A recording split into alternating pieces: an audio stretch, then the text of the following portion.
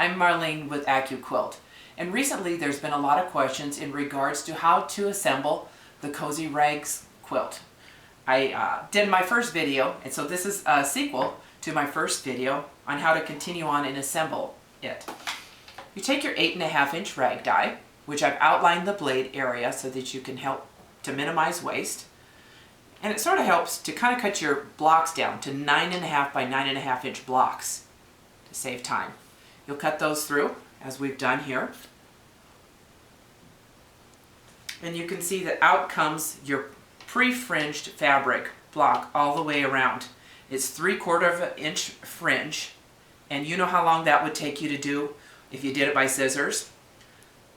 So we'll take our wrong sides together, and I've pre-cut my batting squares, my 6.5 by 6.5 inch batting squares, using the rag die for that shape. I'm going to sandwich it in between the wrong sides of my fabric and take it to the sewing machine. What I'm going to do is sew from corner to corner, just securing that batting square.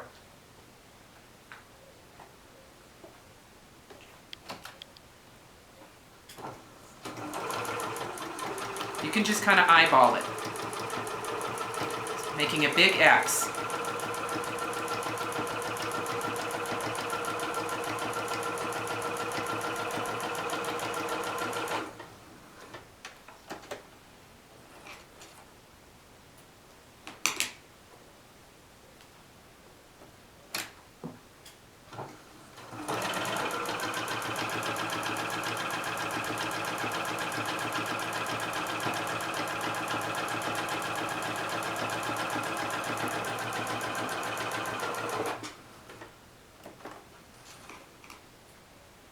Now that we have our squares all finished, you just snip off the threads, and it's time to connect your quilt. What you'll do is you will take your batting squares and butt them up, and we're going to sew a 1-inch seam allowance from corner to corner. As you can see here, I have taken blue painter's tape and marked 1 inch out to the right side of my needle. That'll be my guide as I'm sewing and completing my quilt. So you'll start your needle in the notched area of the corner.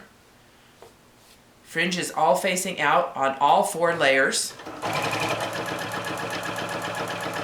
And sew that 1-inch seam allowance using your blue painter's tape as the marking for that.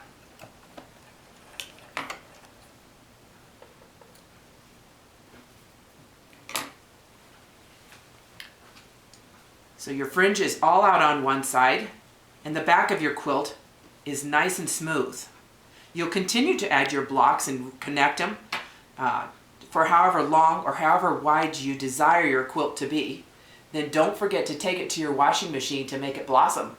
If you have any questions, you can call me at 888-258-7913 or visit us on the web at www.accuquilt.com.